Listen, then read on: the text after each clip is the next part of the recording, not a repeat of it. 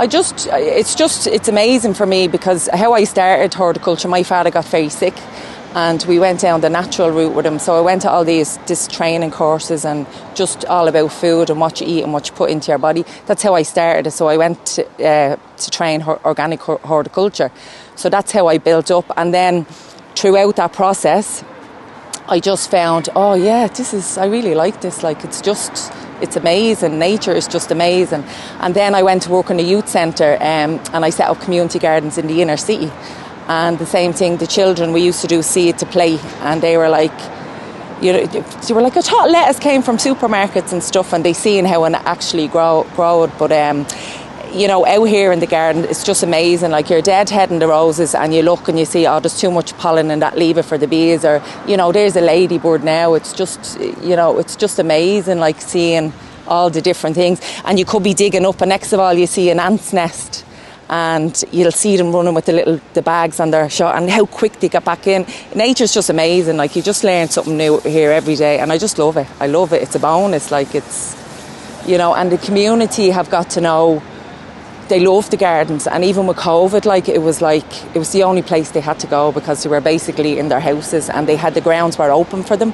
And you were like, oh, thank God that we have this, because it's our headspace, and because they're so lovely kept and clean, they really, really enjoyed it. And they are asking questions. Why are you putting the wildlife pond in? Why are you doing this? Why are you doing that? So you share that with them, and you kind of say to them, it's so easy to put it out your back. You dig a hole and try and get stuff into your back. So it's like sharing the information.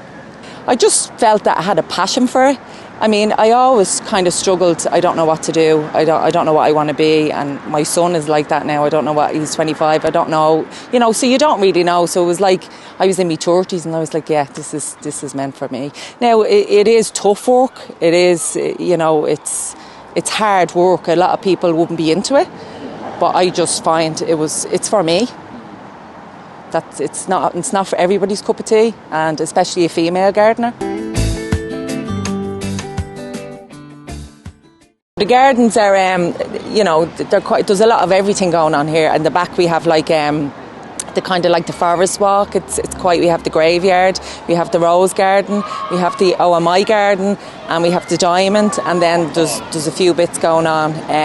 But my work would be on a daily basis. There's always something to do. The summer would be very much weeding and deadheading and cutting grass and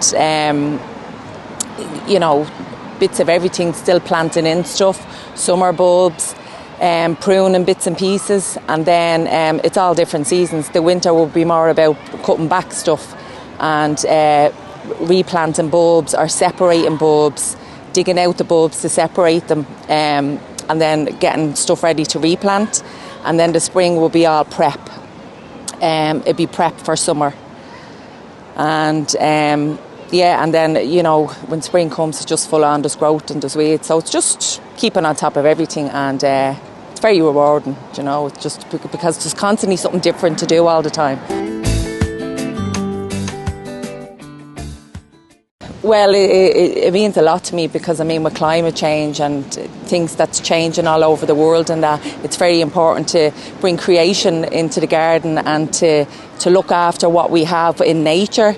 Our plants and our animals and stuff like that. So by putting by not using our pesticides and that in our gardens, we keep the bees and the insects, and every insect, animal, whatever it is, it has a purpose. And so we try and keep it as organically as possible. And so we're trying to bring things into the garden over the past 6 years, bring things over the garden to bring more wildlife into the garden. We've brought in bees, so we have 5 hives on the ground now. And you could see over the last few weeks the bees were multiplying, and we couldn't even cut the grass because the clover was just full of bees. So it's and then we've put in mini ponds as well, so it's giving the bees a drink, and it's creating more stuff. I'd like to get more dragonflies into the garden, and bits and pieces. And then in relation to recycling and stuff, we take the food waste from the kitchen in the house, the vegetable waste, which is quite heavy, in the bin. So we take it and we break it down. We make up a bed and we have tiger worms in there. So they break it all down. So the compost that we have from there, I'll show you later, is magnificent food for the plants. Like, we don't really buy in feed here. We try to do everything ourselves. Like, we make a nettle feed and stuff like that. But it's all about trying to use what's in the garden, like the nettles and stuff. Like, we use it and we make a feed. We have a local tree surgeon that brings in bark, and it kind of suppresses some of the weeds, but it also breaks down and it gives nutrition to the soil. We just try to keep building the soil up to an organic purpose, so therefore things flourish without loads of feeds that's coming from air miles and stuff like that, you know.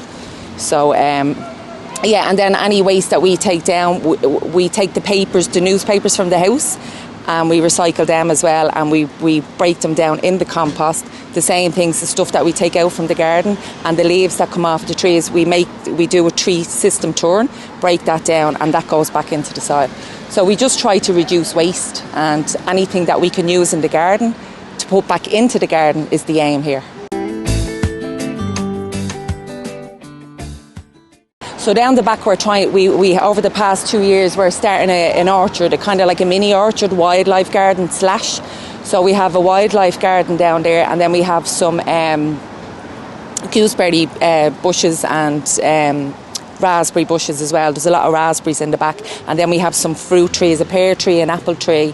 Now they're in their second year, so they are producing small fruit, but they're still in the growing stages.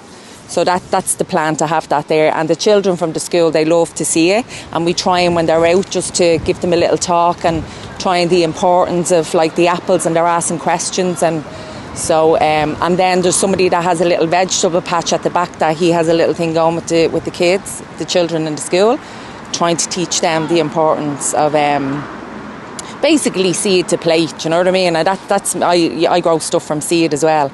And another thing as well, saving the seeds. I save a lot of the seeds and just put them in a crate and give them to an environmental group, so that it's waste. It's not waste. It's going and it's sharing all over the community. They're going to have a few seeds that, you know, it's safe from buying them, and they're organically grown. Well, I have 3 lads with me at the moment that do all the hedge cutting and some of the grasses, and yeah, I have a fella which has an interest at the moment he's going to train horticulture. He knows a bit about it, so I kind of will let him into the garden, because the same thing in the gardens, I will be very much like, if I see a weed that I know it's grand there, or it'll grow into a lovely flower, like poppies, people will pull them out where I left them in, and you can see, you know, what's that, it's amazing. And yeah, so I mean, I'm starting to I would slowly introduce somebody that's trying to learn into the gardens, and they'll kind of know what they're doing, basically.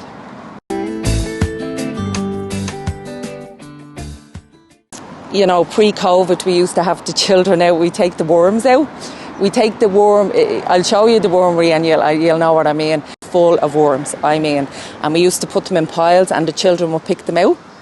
And then, when I was making the wormery, you make it up with a bed with leaves, and I would have a class out and explain to them exactly what the worms were doing. And they'd take a worm each and they'd name it, and then they'd put it back in, and, you know, it was great, absolutely great.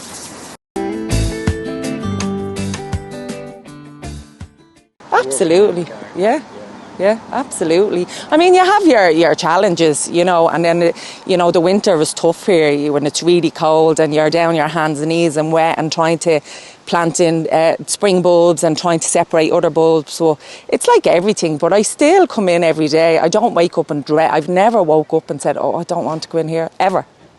Do you know, it's just something, yeah, get out there, and it kind of like the first hour here just gives you a boost for the day, and you're just, and you know, it's great with the priests and all, because it's just, you know, the little bit of banter that goes on, it's lovely.